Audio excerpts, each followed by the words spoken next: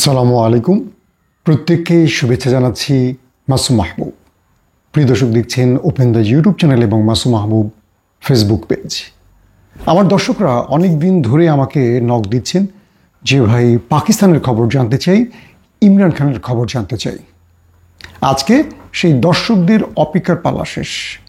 আজকে পাকিস্তানের একদম তরতাজা আপডেট খবরগুলো জানাবো, ইমরান খানের খবর জানাবো, পাশাপাশি জানাবো ইমরান খানের এই খবর থেকে আমাদের বিএনপির অন্যতম নেতা তারেক রহমানের আসলে কী শেখার আছে। চলুন আমরা মূল ফোকাসে চলে যাচ্ছি। পাকিস্তানে ইমরান খান এই মুহূর্তে জেলে আছেন, কম বেশি সবাই জানি। 2 বছরের অধিক সময় তিনি জেলে আছেন। গত 8 ফেব্রুয়ারি পাকিস্তানে একটা নির্বাচন হয়েছিল, আমরা যেটাকে বলি জাতীয় নির্বাচন। তো সেই নির্বাচনে ইমরান খান 200-র অধিক আসন পেয়েছেন, কিন্তু ইমরানকে সেই আসনগুলো দেয়নি ইস্টাবলিশমেন্ট। ইমরানকে 100-র মধ্যে বেঁধে রেখে একটা ফেক রেজাল্ট ঘোষণা করেছিল ফর্ম 47 অনুযায়ী। তো সেই ইমরান খান এই মুহূর্তে জেলে আছেন, যিনি নির্বাচিত হয়েছেন কিন্তু ক্ষমতা পাননি, যিনি অপরাধ করেননি কিন্তু জেলে আছেন, যে দলটির 20,000-এর অধিক নেতা এই মুহূর্তে জেলে আছেন। একদম টপ লেভেলের সব নেতা জেলে আছেন এবং ইমরান খান পরবর্তী নিচ থেকে অনেককে নেতা বানিয়েছেন। পাকিস্তানে যতগুলো প্রদেশ আছে, করাচি অর্থাৎ সিন্ধু, তারপর পাঞ্জাব, খাইবার পাখতুনখোয়া, আজাদ কাশ্মীর, গিলগিট বালুচিস্তান, যে এই যে প্রদেশগুলো রয়েছে, প্রত্যেকটা প্রদেশে পিটিআই খুবই স্ট্রং হয়ে গেছে, বরং এই ইমরানের উপর বাধা আসার পর। আমরা দেখলাম সিন্ধুর করাচি, যিনি প্রধান ছিলেন পিটিআইয়ের, তিনি ইমরানের জন্য মরতে পর্যন্ত প্রস্তুত ছিলেন, কিন্তু হঠাৎ করে তিনি পল্টি নিলেন। আসলে পাকিস্তানের রাজনৈতিক পল্টিগুলো নেন সেনাবাহিনীর ভয়, কারণ পাকিস্তানে পুরো রাজনীতিটাকেই কন্ট্রোল করে স্টাবলিশমেন্ট, মানে সেনাবাহিনী বা ডিপ স্টেট। তো এই পরিস্থিতিতে ইমরান খান একটা বড় সংকটে পড়ে গেছেন করাচি নিয়ে, কারণ এটা হলো পিপুলস পার্টির ঘাঁটি। এখানে পিপুলস পার্টি সবসময় বিজয় লাভ করে এবং পিপুলস পার্টির ঘাঁটিটা ইমরান খান ভাঙতে চান। যেমন পাঞ্জাবে মুসলিম লীগ নুন বা মরিয়ম বা কি বলবো যে মরিয়মের পাপা নওয়াজ শরীফের যে ঘাঁটি পাঞ্জাব লাহোর, এটাকে ভেঙে ইমরান খান তার নিজের দখলে নিয়েছেন, কিন্তু সিন্ধুটা পারেননি, কারণ এখানে এক প্রকার কোনো রাজত্ব চলে না, এখানে কোনো ভোটও হয় না। তাদের মতো করে সকল পুলিশ কি বলবো সরকারি কর্মকর্তা সব বেলোয়াল ভুট্টোদের পকেটে থাকে। তো সেখান থেকে পিটিআইয়ের অন্যতম নেতা জাইদি যখন চলে গেলেন, তখন ইমরান খান সংকটে পড়লেন। তো 8 ফেব্রুয়ারি, গত বছরের 8 ফেব্রুয়ারি পাকিস্তানের নির্বাচন হলো, কিন্তু ইমরানকে ক্ষমতায় বসতে দেয়নি, উল্টো তাকে জেলে রাখা হলো, নেতাকর্মীদের জেলে নেওয়া হলো। তো অবশেষে জোনায়েদ আকবর নামে একজনকে ইমরান খান করাচির দায়িত্ব দিলেন। তো 8 ফেব্রুয়ারি উপলক্ষে গতকাল 8 ফেব্রুয়ারি পুরো পাকিস্তানে ইমরান খান কল দিয়েছেন মানুষকে নেমে আসার জন্য। প্রতিটা প্রদেশে লক্ষ লক্ষ মানুষ নেমে এসেছিল এবং তারা নেমে এসে পুরো পাকিস্তানের এস্টাবলিশমেন্ট কিংবা যারা এখন ক্ষমতায় আছে পিপুলস পার্টি কিংবা মুসলিম লীগ নুন, তাদেরকে একটি বার্তা দিয়ে দিল। সরকার চেয়েছিল কোনোভাবে যেন মানুষ রাজপথে নামতে না পারে, আর ইমরান খান জেল থেকে একটি কল দিলেন আর মানুষ নেমে আসলো মৌমাছির মতো। যেই করাচি নিয়ে সবচেয়ে বেশি টেনশন ছিল ইমরান খানের, সেই করাচির সকল নেতা, মোটামুটি প্রথম সারির নেতারা কেউ জেলে, কেউ দল থেকে চলে গেছে সেনাবাহিনীর ভয়ে। তার মধ্যে জোনায়েদ আকবর নামে একজন নেতাকে তৈরি করে দিলেন ইমরান খান। ব্যাস, তিনি এক ডাকে লক্ষ লক্ষ মানুষকে করাচির মাঠে নামালেন। আপনারা আমার স্ক্রিনে দেখতে পাচ্ছেন সেই পিকচারগুলো।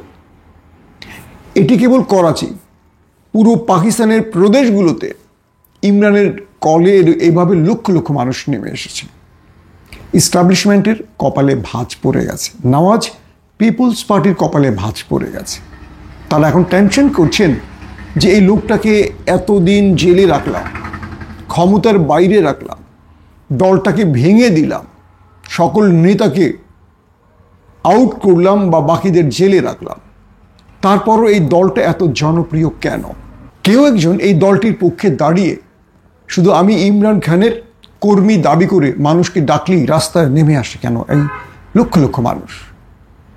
দর্শক, ইমরান খান এর আগে সেনাপ্রধান, বিচার বিভাগ এবং ডিপ স্টেটের কাছে চিঠি লিখেছিলেন, খোলা চিঠি। এটা নিয়ে পুরো পাকিস্তানের মধ্যে আলোড়ন সৃষ্টি হয়েছিল। এবার ইমরান খান আবারও চিঠি লিখলেন, খোলা চিঠি, এবং তিনি সেখানে স্পষ্ট করে বলে দিলেন যে আপনারা আমাকে জেলে রাখলেন, এখনো আমি জেলে আছি বিনা কারণে, বিনা অপরাধে। আপনাদের কি লাভ হলো? আপনারা আমাকে, আমার পিটিআইকে নির্বাচনে বিজয়ের পরও ক্ষমতা দেননি। আমি তো তারপরও আপনাদের কথা শুনিনি, আপোষ করিনি। আপনারা আমার 20,000 কর্মী নেতাকে জেলে রেখেছেন, তারপরও তো আমি আপনাদের কাছে নত হইনি। আপনারা আমাকে, আমার পরিবারকে, আমার স্ত্রীকে বিনা অপরাধে প্রহসনের রায় দিয়ে জেলে পুরে রাখলেন, তারপরও তো আমি নত হইনি। আপনারা আমাকে আর কিভাবে নত করতে চান? সেনাবাহিনী আমার, এই দেশ আমার, জনগণ আমার। তবে সেনাবাহিনীর মধ্যে কিছু কালো ভেড়া আছে, কালো ভেড়ি আছে, যেটা তিনি বলছেন যারা এই দেশটাকে নষ্ট করতে চায়। আমি তাদের বিরুদ্ধে কথা বলছি, বলে যাব। আপনারা সর্বোচ্চ চেষ্টা করতে পারেন, সব রকম চেষ্টা করতে পারেন। আপনাদের ঝুলিতে আর কোনো যদি অস্ত্র থাকে সেটাও ব্যবহার করতে পারেন। দেখেন আমাকে আপোষ করাতে পারেন কিনা। এই দেশের মানুষ আমার পক্ষে আছে। আমি জেলে থাকার পরও মানুষ আমার ডাকে যদি নেমে আসতে পারে, লক্ষ লক্ষ মানুষ পুরো পাকিস্তানে, তাহলে দেশের মানুষ কার পক্ষে? আমি মুক্ত বাতাসে নেই, আমি মানুষের মাঝে যেতে পারিনি, তারপরও জেল থেকে শুধু মানুষকে বলেছিলাম নেমে আসো, মানুষ নেমে এসছে। আমার কোনো নেতা এই মুহূর্তে বাইরে নেই, সবাই জেলে, তারপরও মানুষ নেমে আসছে। আপনারা আর কিভাবে আমাকে মানুষ থেকে দূরে রাখতে চান? আমি আবারও বলছি, পাকিস্তানকে ধ্বংস করবেন না। পাকিস্তান 71-এ দ্বিখণ্ডিত হয়েছে, এবার 2025। পাকিস্তানকে আর কোনো টুকরো করবেন না। আপনাদের কোনো খায়েশ পূরণ হবে না, আপনারা যত চেষ্টাই করেন। আমি আমার প্রতিশ্রুতিবদ্ধ টার্গেটে এগোবো। ইমরানের এই চিঠির পর সেনাবাহিনী বা আন্তর্জাতিক গণমাধ্যম বিশেষ কিছু বার্তা পেয়েছে। দর্শক, যে কথাটি থেকে আসলাম এই ভিডিওতে, তো ইমরান খানকে টার্গেট করে এই রাষ্ট্রযন্ত্র, সেনাবাহিনী প্রধান এবং বিচার বিভাগের, সুপ্রিম কোর্টের প্রধান বিচারপতি, তারা সব রকম অস্ত্র ব্যবহার করছে। ইভেন সরকার তো আছেই, কিন্তু কোনো অস্ত্র ব্যবহার করে কেউ সফলতা পায়নি। আপোষহীন বা আপোষহীনতা কাকে বলে ইমরান খান দেখিয়ে দিলেন। প্রশ্ন হলো, ইমরানের ডাকে মানুষ নেমে আসে কেন? অর্থাৎ ইমরান তিনি তাই বলেন, তিনি জনগণ যা চায়। ইমরান খান জনগণকে যে প্রতিশ্রুতি দিয়েছেন সেটা রক্ষা করেছেন। ইমরান খান তার 3 বছরের শাসন আমলে 1 টাকার দুর্নীতি দায়ে আটকাননি বা তাকে অভিযুক্ত করা হয়, মানে তার বিরুদ্ধে দুর্নীতির প্রমাণ খুঁজে বের করতে পারেনি। ইমরান খান তার দলের মধ্যে প্রতি মুহূর্তেই পরিবর্তন করেন। যখন কোনো নেতাকে ইনএক্টিভ মনে হয়, যখন কোনো নেতার বিরুদ্ধে সন্দেহ হয়, যখন কোনো নেতাকে তিনি দেখছেন যে জনগণ থেকে সরে গেছে বা জনগণের দাবির বাইরে চলে গেছে, তাকে সরিয়ে দিয়ে একটা নতুন কলা গাছকে নেতা বানিয়ে দেন। দর্শক, যে কথাটি বললাম যে তারেক রহমান ইমরান খানের কাছ থেকে কি শিখতে পারেন, কি জানতে পারেন। বাংলাদেশে এই মুহূর্তে মানুষ মুখিয়ে আছে তারেক রহমানের জন্য। আসবেন, এই দেশের হাল ধরবেন। প্রতিটা মানুষের স্বপ্ন জিয়াউর রহমানের সন্তান আসবে এবং জিয়াউর রহমানের মতো একটা স্বনির্ভর বাংলাদেশ করবে। কিন্তু গত 5 আগস্টের পর আওয়ামী লীগ বা পতিত স্বৈরাচার পালিয়ে যাওয়ার পর দেশের অনেক রকম সমস্যা তৈরি হয়েছে, অনেক রকম অভিযোগ এসছে বিএনপির ঘাড়ে। যে বিএনপির জন্য মানুষ মুখিয়ে ছিল, 5 তারিখের পর মানুষ বলছে নির্বাচনটা আরও পরে হোক।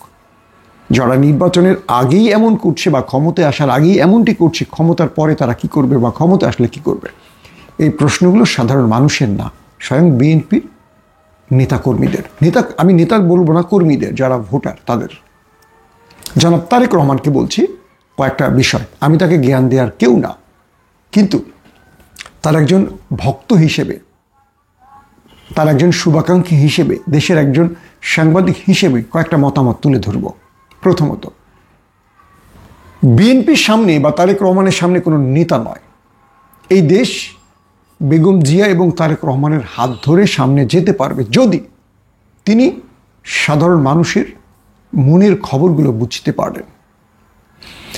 তারেক রহমান যদি একটা কলা গাছকে দাঁড়িয়ে বলে যে ইনি এখন থেকে নেতা, মানুষ তাকেই মেনে নেবে। বিএনপির তারেক রহমান, বেগম জিয়ার বাইরে কাউকে বিএনপির অনুসারীরা, ভোটাররা নেতা মানে না। যারা তাকে নেতা মানে তারা পদের জন্য, কমিটির জন্য হয়তো পেছনে পেছনে ছোটে। কালকে যিনি পদে আছেন সবাই তার পেছনে, ওই পদটা হারালে নতুন কাউকে সেই পদে দিলে সবাই তার পেছনে ছোটে। কারণটা হলো এই দলের প্রধানরা যা চায় তাই হবে। ইমরান খানের দলের 20,000 নেতাকর্মী জেলে, প্রথম সারির, দ্বিতীয় সারির, তৃতীয় সারির, চতুর্থ সারির, পঞ্চম সারির সব জেলে। কিন্তু ইমরান খান জেল থেকে বিজয় লাভ করেছিলেন নির্বাচনে 8 ফেব্রুয়ারি, গত 8 ফেব্রুয়ারি, মানে এই গতকালকে না, আগের বছরের। তার প্রধান কারণ হলো মানুষ পিটিআইকে ভোট দিয়েছে ইমরানকে দেখে। আমরা বিএনপিতে এমন একজন তারেক রহমানকে দেখতে চাই যারা কেবল তারেক রহমান বা বেগম জিয়ার নামের উপর ভোট দেবে, মির্জা ফখরুল, আমির খসরু বা রিজভী ভাই তাদের নামে নয়। 2 নম্বর বিষয়, ইমরান খান তার আপোষহীনতাকে এমনভাবে তার জনগণের কাছে প্রমাণ করেছেন যে জনগণ বুঝে গেছে এই ব্যক্তিকে কেউ হারাতে পারবে না। এই ব্যক্তি কাউকে ভয় করে না আল্লাহ ছাড়া। এই ব্যক্তি ক্ষমতার জন্য পাগল না, কারণ তাকে এস্টাবলিশমেন্ট বারবারই বলেছে তোমাকে প্রধানমন্ত্রী করে দিব, তুমি আমাদের কথা শুনতে হবে। তিনি ক্ষমতার জন্য এস্টাবলিশমেন্টের সাথে আপোষ করেননি। তার মানে তেহরিকে ইনসাফ ক্ষমতায় যাওয়ার জন্য পাগল নয়, যেমনটি বিএনপি এখন করছে, নির্বাচন চাই, নির্বাচন চাই, নির্বাচন চাই। এখানেও একটি বার্তা রয়েছে, কি সেটি? বিএনপি যদি মানুষের দল হয়, বিশ্বাস করি মানুষেরই দল, বিএনপি মানুষের পক্ষে কথা বলবে। বিগত 15 বছর বিএনপি রাজপথে আন্দোলনকে খুব শক্তিশালী আন্দোলনে রূপ দিতে পারেনি, কারণ জনগণ বলতে এগুলো ক্ষমতায় যাওয়ার আন্দোলন, মানুষের আন্দোলন নয়, মানুষের অধিকারের আন্দোলন নয়। এই অভিযোগগুলো বিএনপিকে ছাড়ছে না কেন? বিএনপি রাজনৈতিক নেতাদের জন্য। অথচ জিয়া পরিবারের অনেক বড় অবদান আছে এই দেশের জন্য। তারেক রহমানের সেই ফুটেজগুলো আপনাদের মনে আছে, তাকে কিভাবে নির্মম নির্যাতন করা হয়েছে। তিনি দাঁড়াতে পারছিলেন না, তিনি বসতে পারছিলেন না, তিনি শুতে পারছিলেন না। স্ট্রেচারে করে তাকে যখন নেওয়া হচ্ছে, তার সেই বিমর্ষ, তার সেই আকুতি ভরা চেহারা দেখেছেন? একটু মনে করবেন, খালেদা জিয়াকে এক কাপড়ে ঘর থেকে বের করা হয়েছে। দেশের সবচেয়ে জনপ্রিয় নেত্রীকে, স্বাধীনতার ঘোষকের পরিবারকে কিভাবে তছনছ করা হয়েছে। বিএনপি নেতাকর্মীরা ভুলে গেছে কেবল তাদের পকেটের চিন্তায়।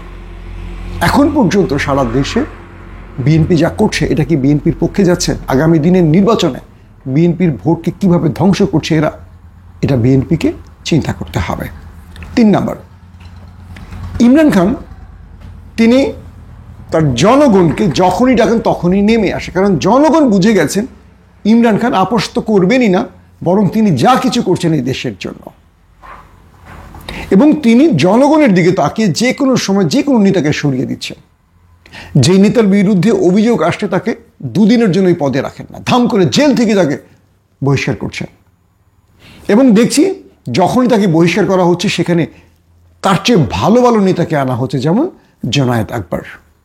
আলী জিয়াদিকে সরানো হলো, জোনায়েদ আকবর, কদিন আগেও তাকে আমি ভালো করে চিনতাম না, কিন্তু তিনি যখন করাচিতে ডাকলেন লক্ষ লক্ষ মানুষ নেমে আসলো, কারণ ইমরান তাকে সেই পদে দিয়েছেন।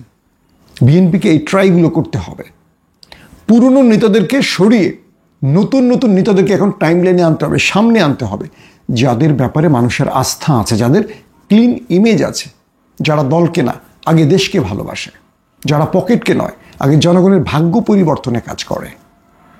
প্রিয় দর্শক, আরও অনেকগুলো বিষয় আছে। আমি যদি ইমরান খানকে নিয়ে বিএনপিকে নসিহত করতে চাই, এই ভিডিওটা দীর্ঘ, অনেক লম্বা করতে হবে।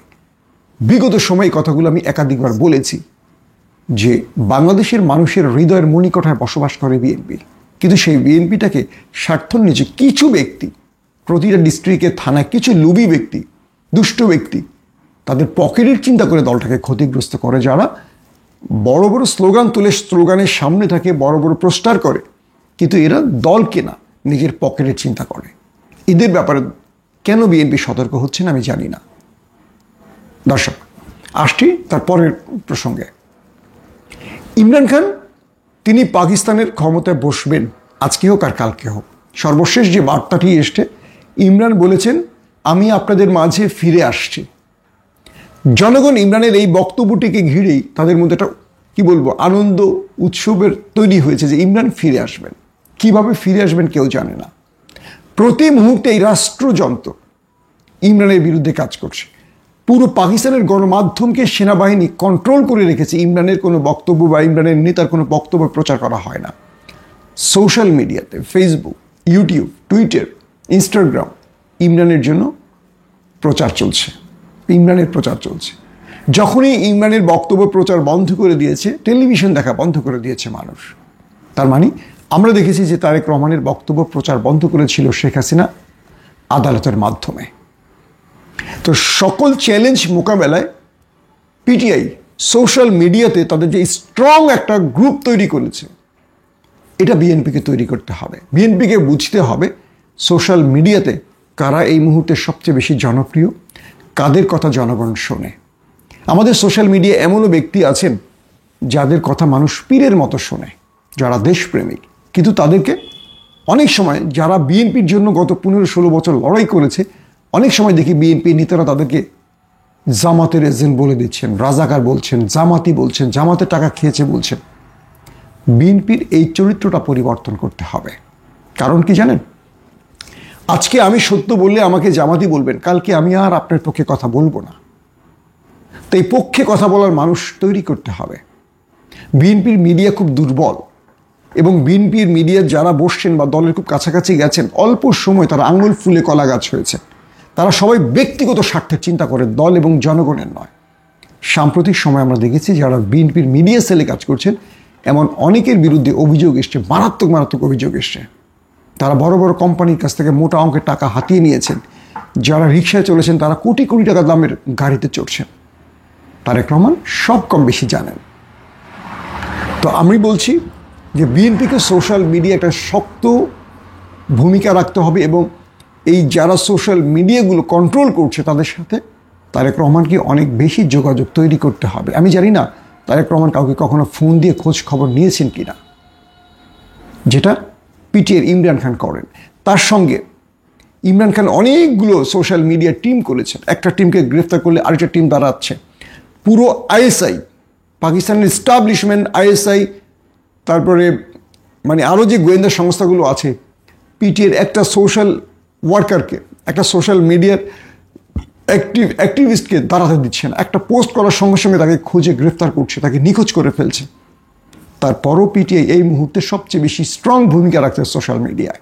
আন্তর্জাতিকভাবে পিটিআই পুরো পাকিস্তানকে কন্ট্রোল করছে সোশ্যাল মিডিয়ায়। দেখবেন প্রায় নেট বন্ধ করে দেওয়া হয়, প্রায় ফেসবুক, ইউটিউব বন্ধ করে দেওয়া হয়। তারপরও ইমরান খানের সাথে পারছে না, কারণ ইমরান খান এই অ্যাক্টিভিস্টদের সাথে এবং ইয়াং ফোর্সের সাথে খুব বেশি কানেক্ট হয়ে গেছে। ইমরান খান দলের মধ্যে, ইমরানের পিটিআইয়ের মধ্যে বা তেহরিক ইনসাফের মধ্যে সবচেয়ে বেশি পাওয়ারফুল কারা জানেন? ইয়াং নেতারা, যারা একটু বৃদ্ধ তাদেরকে পেছনের কাতারে রেখে ইয়াংদেরকে সামনে নিয়ে আসছেন কে? ইমরান খান। বৃদ্ধরা যা পারে তার চেয়ে কয়েক গুণ বেশি পারে ইয়াংরা। তো এই যে পরামর্শগুলো দিলাম, এই পরামর্শগুলো অবশ্যই ইমরান খানের থেকে যে আমি আপনাদেরকে কিছু তথ্য দিলাম, আমি মনে করি বিএনপি বা জনাব তারেক রহমান এই বিষয়গুলো চিন্তা করবেন, এবং এখান থেকে আমাদের প্রিয় বিএনপিকে তিনি আবারও কলঙ্কমুক্ত করার চেষ্টা করবেন। আবার যারা বিএনপির বিরুদ্ধে অপপ্রচার চালাচ্ছে বিভিন্ন জায়গায়, তাদের একটা শক্ত জবাব দেওয়ার জন্য আমাদের স্ট্রং একটা টিম তৈরি করা প্রয়োজন।